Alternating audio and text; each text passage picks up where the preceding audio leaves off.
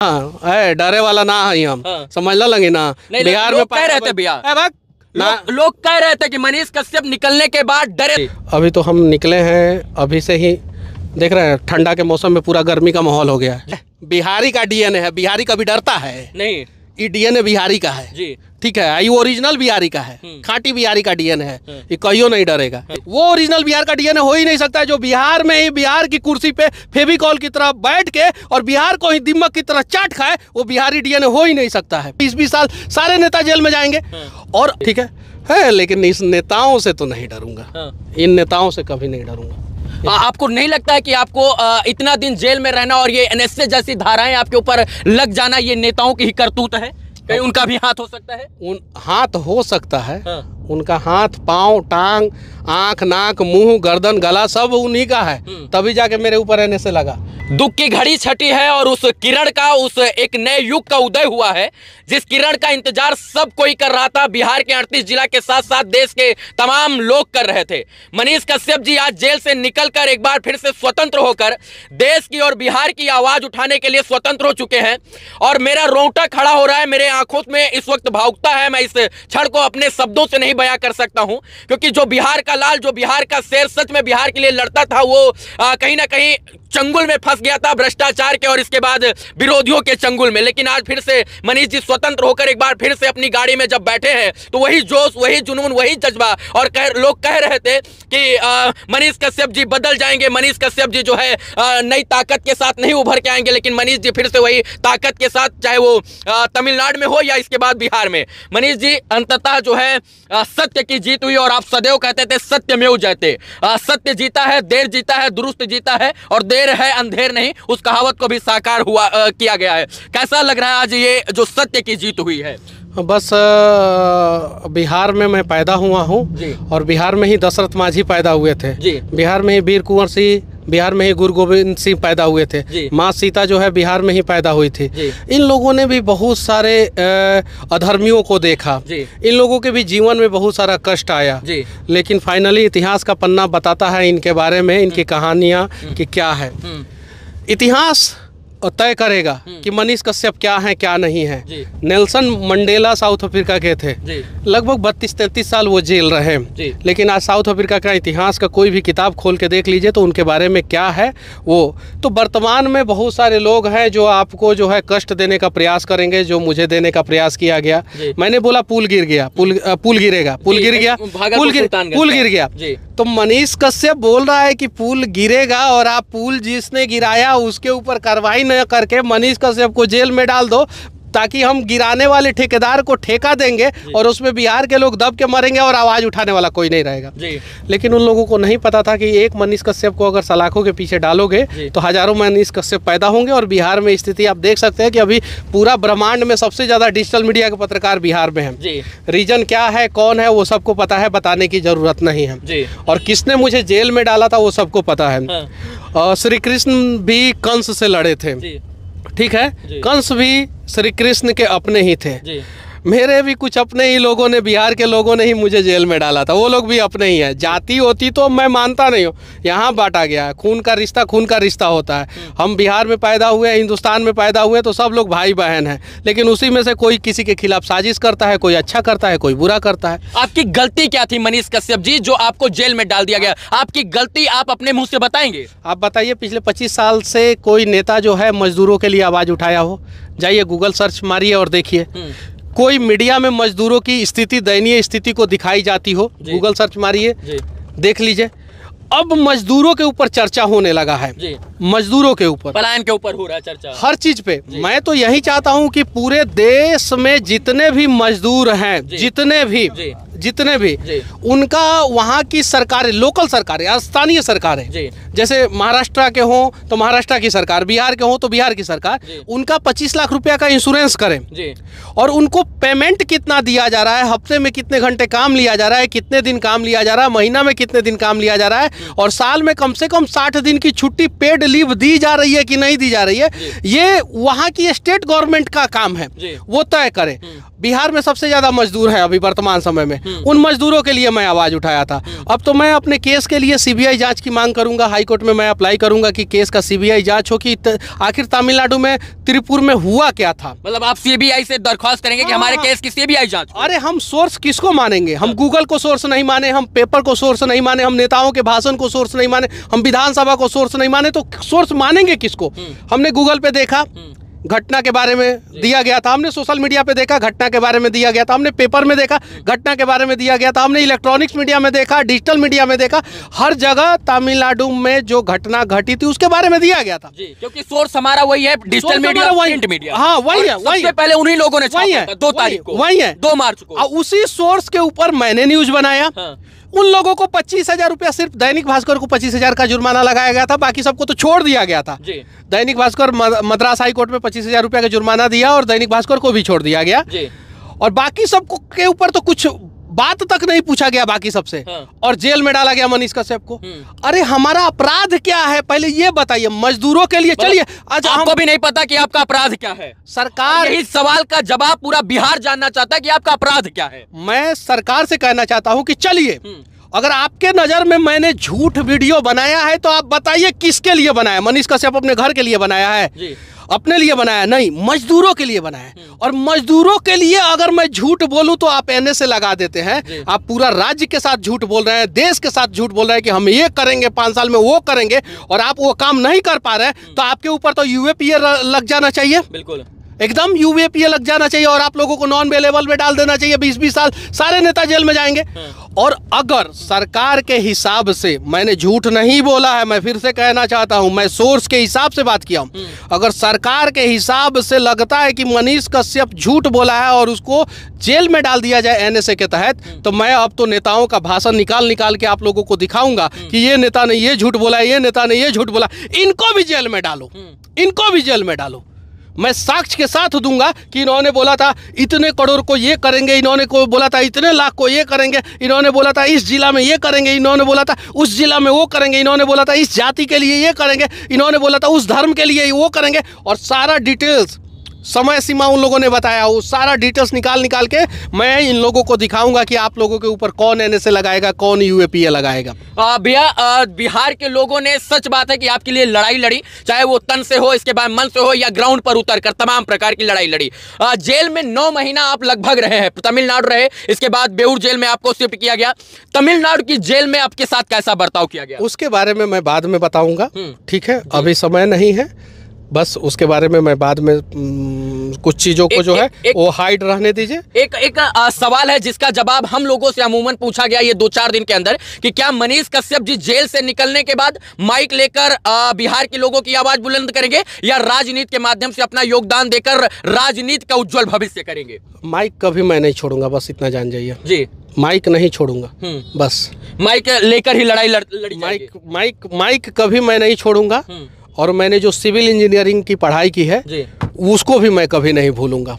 बस इंफ्रास्ट्रक्चर को मजबूत करना है तो सिविल इंजीनियर की सख्त ज़रूरत होती है, और मैंने सिविल इंजीनियरिंग किया है। और देश से भ्रष्टाचार को मिटाना है तो माइक की सख्त ज़रूरत है, और मैं माइक उठा ही लिया हूँ, और ये 2 चीज़ मैं कभी नहीं छोड़ने वाला हूँ। एक और आपका जो बड़ा बयान जेल जाने से पहले वायरल हुआ था कि हम 180 दिन के अंदर सत्ता परिवर्तित कर देंगे, सरकार गिरा देंगे, उसको लेकर भी लोगों के अंदर काफ़ी जो है मन में चल रहा है कि क्या उन चीज़ों के ऊपर कैसे बात होगी? देखिए, आज पहला दिन है, आज इन सब चीज़ों पे मैं नहीं बात करना चाहता हूँ जी। बस इतना जानिए कि कंस, रावण और दुर्योधन का अत्याचार ज़्यादा दिन तक नहीं टिक पाया।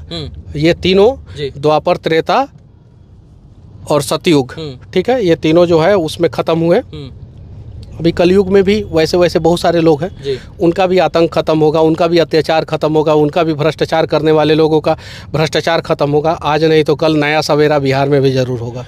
बिहार में फिर से जो है, पूरे देश में लोकसभा चुनाव होने वाला है, 2025 में बिहार में विधानसभा चुनाव होने वाला है। आप मजदूर की बात करें, ये बात जग जाहिर है कि आप मजदूरों की बात करने के लिए तमिलनाडु में गए थे, क्योंकि बिहार सबसे ज्यादा मजदूर सप्लाई वाला राज्य बन गया है। आप बिहार से बाहर जाकर मजदूरों की बात करें, क्या आपको लगता है कि इस चुनाव में मुख्य एजेंडा बिहार से जो है पलायन रोकना होगा, और इसके बाद जो है चुनाव में बड़ी बड़ी पार्टियां बिहार में इंडस्ट्रियल हब की बात करेंगी? आपको लगता है इन तमाम विषयों पर बात करेंगे? बिहार में इस बार चुनाव में मजदूर एक अहम मुद्दा होगा। और मजदूर के लिए सरकार को कुछ ना कुछ करना ही पड़ेगा। मजदूरों के आगे सरकार को झुकना ही पड़ेगा जी। इस बार किसी भी हाल में कोई भी सरकार हो, भाजपा हो, कांग्रेस हो, आरजेडी हो, जदयू हो, कोई भी सरकार हो, सपा हो, कोई भी, जिसको भी बिहार में चुनाव लड़ना है, जिसको भी, उसको मजदूर के लिए कुछ ना कुछ करना होगा। जिसको चुनाव जीतना है उसको मजदूर के लिए कुछ ना कुछ करना होगा। सिर्फ बात नहीं, जमीन पे कुछ ना कुछ करना होगा। और मजदूर जो है इस बार चुनाव में अहम मुद्दा रहेगा। एक और बात की तमिलनाडु, इसके बाद चेन्नई, हैदराबाद, दिल्ली, मुंबई, हरियाणा, मध्य प्रदेश में तमाम जगह पर इंडस्ट्रियल हब है भैया। बिहार में इंडस्ट्रियल डेवलपमेंट क्यों नहीं हो रहा है? भी हम लोग बाद में बात करेंगे, धीरे धीरे सारी चीजों पे बातचीत करेंगे जी। अभी तो हम निकले हैं, अभी से ही देख रहे हैं ठंडा के मौसम में पूरा गर्मी का माहौल हो गया है जी। देख लीजिए आप, टेम्परेचर बाहर जाके देखिए, बाहर टेम्परेचर बढ़ गया अभी जी। तो तापमान बढ़ेगा धीरे धीरे। टेम्परेचर विरोधियों के अंदर भी बढ़ गया है। हाँ, तो तापमान बढ़ेगा धीरे धीरे। और हाँ, डरे वाला ना है हम, समझ लगे ना। बिहार में कह रहे थे भैया, लोग कह रहे थे कि मनीष कश्यप निकलने के बाद डरे सहमे नजर आए। बिहारी का डीएनए है, बिहारी कभी डरता है नहीं। ये डीएनए बिहारी का है जी, ठीक है। ये ओरिजिनल बिहारी का है, खाटी बिहारी का डीएनए है, ये कहियो नहीं डरेगा। एक बात है, डीएनए पे बात करने वाले लोग आए ना, आए, हम बताते हैं कि डीएनए ओरिजिनल बिहार का क्या होता है। जो किसी के लिए भी अपना तन कटाने के लिए तैयार रहे, वो ओरिजिनल बिहार का डीएनए है। जो सीमा पे देश की सुरक्षा करे, वो ओरिजिनल बिहार का डीएनए है। वो ओरिजिनल बिहार का डीएनए हो ही नहीं सकता है जो बिहार में ही बिहार की कुर्सी पे फेविकॉल की तरह बैठ के और बिहार को ही दिमक की तरह चाट खाए, वो बिहारी डीएनए हो ही नहीं सकता है। और इस डीएनए को बदला जाएगा अब। जो लोग काम बदलना नहीं है, डीएनए को हम नहीं बदल सकते हैं। अब फॉल्टी डीएनए किसी का होगा तो उसको हम लोग क्या बदल सकते हैं? कुछ नहीं बदल सकते। बस हाँ, अच्छे लोग बिहार में आगे आए और जहां भी योगदान हो वो बिहार में योगदान करे, बस बात खत्म। आपका एक अंतिम सवाल, आप शुरू से अंत तक कहते थे मुझे इस देश की न्याय व्यवस्था, न्याय प्रणाली, कानून व्यवस्था और न्यायपालिका पर भरोसा है। आपको 9 महीना जेल से निकलने में लग गया, अभी भी भरोसा कायम है न्यायपालिका पर? क्यों नहीं कायम रहेगा? अगर न्यायपालिका सजा भी दे देगा तो भी भरोसा नहीं उठेगा मेरा न्यायपालिका के ऊपर से। सारिका बहारिया जज है, मुझे उनके बारे में नहीं बोलना चाहिए, लेकिन मैं बोल रहा हूँ एक उनके बारे में बात। जब मैं तमिलनाडु से आया था तो उन्होंने कोर्ट में बोला था कि अब मनीष कश्यप को बेऊर भेजा जा रहा है जी। और तो फिर किसी ने विरोध किया तो उन्होंने बोला कि बेऊर भेजा जा रहा है, बेऊर मतलब बेऊर भेजा जा रहा है जी। उसके बाद से मेरे आंखों में आंसू था। हाँ, मैंने वो कोर्ट से निकलते हुए उस आंखों को बिहार के तमाम लोगों ने देखा। वो डर का आंसू नहीं था जी, वो न्यायपालिका पे भरोसा का आंसू था, उम्मीद का आंसू था। ऐसे हजारों नहीं लाखों सारिका बहारिया जैसे जज हैं जो सच देखते हैं जी, सच के हिसाब से फैसला लेते हैं जी। मैं धन्यवाद देना चाहता हूं ऐसे ऐसे लोगों को। मुझे मीडिया के सामने नहीं बोलना चाहिए, लेकिन उन्होंने सच देखा और उन्होंने मुझे बेऊर भेजा जी। अब एक जेल से छूट के मैं जेल में आया तब मेरे आंखों में आंसू था। अब सोचिए आगे जो होगा, जज जो भी फैसला दे, जो भी जिस कोर्ट में भी मेरा केस हो, जो भी फैसला दे, मैं जज के फैसला के ऊपर मैं सवाल नहीं उठाऊंगा, कभी भी नहीं उठाऊंगा, ठीक है। लेकिन इस नेताओं से तो नहीं डरूंगा, इन नेताओं से कभी नहीं डरूंगा। आपको नहीं लगता है कि आपको इतना दिन जेल में रहना और ये एनएसए जैसी धाराएं आपके ऊपर लग जाना, ये नेताओं की ही करतूत है? कहीं उनका भी हाथ हो सकता है? हाथ हो सकता है, उनका हाथ, पाँव, टांग, आंख, नाक, मुंह, गर्दन, गला सब उन्हीं का है। तभी जाके मेरे ऊपर एनएसए लगा। मेरे ऊपर कोर्ट ने एनएसए नहीं लगाया था, कोर्ट ने तो एनएसए हटा दिया। सच बात है कि एनएसए जो है मद्रास हाईकोर्ट की मदुरई बेंच ने मनीष कश्यप जी के ऊपर जो एनएसए लगा था उसको क्वैश कर दिया। क्वैशिंग का मतलब खत्म कर दिया। कोई ग्राउंड नहीं मिला एनएसए का, जिसकी वजह से राष्ट्रीय सुरक्षा कानून अधिनियम जो था वो मनीष कश्यप जी के ऊपर से मद्रास हाईकोर्ट की मदुरई बेंच ने हटा दिया था और बताया कि कोई ऐसा ग्राउंड एविडेंस ही नहीं है जिसके तहत, जिसको मद्देनजर रखते हुए मनीष जी के ऊपर एनएसए को स्टैंड किया जाए। और यही कारण है कि विगत 1 महीना पहले दीपावली के लगभग समथिंग जो है मनीष कश्यप जी के ऊपर से एनएसए जो है वो पूरी तरीके से खारिज कर दिया गया था। और इसके बाद उस वक्त कहा गया था कि सच में मनीष कश्यप जी ने कोई भी जो है राष्ट्रद्रोह का कार्य ही नहीं किया था, तो राष्ट्रद्रोह का मुकदमा क्यों? तमाम लोग हैं जो देश के विपरीत जाकर भी देश को में लड़ाने का, दंगा फैलाने का, हिंदू मुस्लिम कराने का, हिंदू मुस्लिम को लड़ाने का नाम पर जो है जातीय उन्माद फैलाते हैं, धार्मिक उन्माद फैलाते हैं, उनके ऊपर एनएसए नहीं लगता है। आप मजदूर की बात की, आपके ऊपर एनएसए लग गया। मैं जेल में था, मदुरई जेल में था मैं जी। टाइम्स ऑफ इंडिया मैं पढ़ता था। मैं बहुत सारा अखबार पढ़ता था, जितना भी इंग्लिश अखबार आता था, हिंदी तो आता नहीं था वहाँ पे। जितना भी इंग्लिश अखबार, the Hindu, times of India, Deccan Chronicle और भी बहुत सारा अखबार था, इंडियन एक्सप्रेस, ये सब पढ़ता था तो बिहार का खबर देता था। उस बीच में बिहार में बहुत सारा दंगा हुआ, बेगूसराय में हुआ और भी बहुत सारे जगहों पे। उन लोगों के ऊपर NSA क्यों नहीं लगाया क्या, जो दंगा किया बिहार में? मेरे वीडियो की वजह से तो बिहार में कभी दंगा नहीं हुआ, मेरे ऊपर NSA लगा दिया गया। तो ये नेता जो है अपनी राजनीति रोटी सेकने के लिए ऐसा करते रहते हैं। और जो देखते हैं कि देखिए समस्या क्या है। एक और सवाल है इसमें कि आप सारे सवालों का जवाब मैं बाद में दूंगा। एक अंतिम सवाल कि आप जब तक बिहार में थे भैया, तब तक कोई जो है आपके ऊपर एकदम नॉर्मल धारा थी, लेकिन जैसे ही आप तमिलनाडु पहुंचे सारा NSA वहीं से लगा, वो भी तमिलनाडु से। देखिए तमिलनाडु गवर्नमेंट को जो है मेरे से तो कोई मतलब ही नहीं था, मेरे बारे में तमिलनाडु गवर्नमेंट जानता भी नहीं था। यहाँ से जो आदेश हुआ वो वहाँ पे पालन हुआ जी, बस इतना ही कहूँगा। और बाकी सारे सवालों का जवाब मैं बाद में दूंगा। और मेरे ऊपर ये लोग केस करते रहे, कोई डर नहीं है मुझे, ठीक है। ये लोग मेरा कुछ नहीं उखाड़ सकते हैं, बस इतना ही जानता हूँ मैं, कुछ नहीं। और मेरा भाषा ऐसा ही रहेगा, ऐसा नहीं है कि मनीष कश्यप डर जाएगा, ये सब वो सब ऐसा वैसा। ये देश को नोच के खाने वाले लोगों के लिए हम लोग सभ्य भाषा का इस्तेमाल करें। अरे आई लोग असभ्य तरीके से जो है बिहार को लूटते रहे, और उसके लिए जो है अटल बिहारी वाजपेयी का मैं एक किताब पढ़ रहा था जी। उसमें लिखा हुआ था कि सरकार के तर्कस में अनेकों तीर होता है जो पत्रकारिता को कभी भी दबा सकता है। मेरे मैं जेल में वो किताब पढ़ा। और हरिशंकर परसाई एक राइटर हैं, उनका मैं किताब पढ़ रहा था, भीगता हुआ स्वतंत्रता और ठिठुरता हुआ गणतंत्र। जब वो किताब आप लोग पढ़िएगा तो उसमें एक्चुअल मायने पता चलेगा कि पत्रकारिता को कैसे दबाया जाता है, और आज़ादी का मकसद मतलब क्या है, और गणतंत्र का मतलब क्या है। तो मैं बोलूँगा जितने भी पत्रकारिता लोग कर रहे हैं, कभी समय मिले तो कुछ किताबें पढ़िए ऐसे ऐसे महापुरुषों का। अटल बिहारी वाजपेयी तो प्रधानमंत्री थे, और प्रधानमंत्री बनने के बाद जो है उन्होंने किताब लिखा कि वो जब पत्रकारिता कर रहे थे पंचजन में, और एक और राष्ट्र धर्म शायद से उन 2 पेपर था उस समय जब आज़ाद भारत हुआ था, उस समय करते थे। तो उनको जो है दबाया गया, अटल बिहारी वाजपेयी को दबाया गया और उन्हें मजबूरन राजनीति में आना पड़ा। तो बहुत सारी चीज़ें हैं, आप लोग भी जाके कुछ किताबें पढ़िए और देखिए कि हमारे इतिहास में जो है कुछ लोगों ने किस प्रकार से हमारे महापुरुषों के ऊपर अत्याचार किया है। शायद आज भी वही काम हो रहा है। चलिए, मनीष जी थे, जेल से निकलने के बाद ये हम लोग इंटरव्यू शूट कर रहे थे। उस 10 महीने की बातों को इस 10 मिनट के वीडियो में, 20 मिनट के वीडियो में हम लोग नहीं बता सकते हैं, लेकिन इतना ध्यान रखिए मित्रों कि जो लोग कह रहे थे कि मनीष कश्यप जी डर गए हैं, सहम गए हैं, आंख खोलिए और आंख के ऊपर से ऐनक हटा कर देखिए, मनीष कश्यप जी उसी फितरत, उसी जोश, उसी जुनून, उसी जज्बे के साथ आज भी बिहार की इन सड़कों पर जब निकले हैं तो बिहार की सड़कें बोल रही हैं कि हमें मनीष कश्यप की जरूरत है। और इसलिए जरूरत है क्योंकि अगर सच में किसी ने बिहार के लिए लड़ाई लड़ी और बिहार में लड़ाई लड़ने का आगाज किया पत्रकारिता के माध्यम से, तो वो मनीष कश्यप थे। और इनको देख देख कर हम जैसे तमाम युवा जो है माइक लेकर जब रोड पर उतरे तो कहीं ना कहीं इस बात का संकेत दिए कि हम लोग लड़ाई लड़ने के लिए आए हैं। आज मनीष कश्यप जी एक बार फिर से बिहार के लोगों के बीच में, बिहार के जनता के बीच में जाति पात, धर्म, मजहब, भेदभाव से ऊपर उठकर आज फिर से लड़ाई लड़ने का काम शुरू करेंगे। और जेल से निकलकर इस वक्त जो है दशरथ मांझी के यहाँ जा रहे हैं, जो माउंटेन मैन जिनको कहा जाता है। अपनी माँ से मिलने से पहले दशरथ मांझी जी के यहाँ जा रहे हैं। और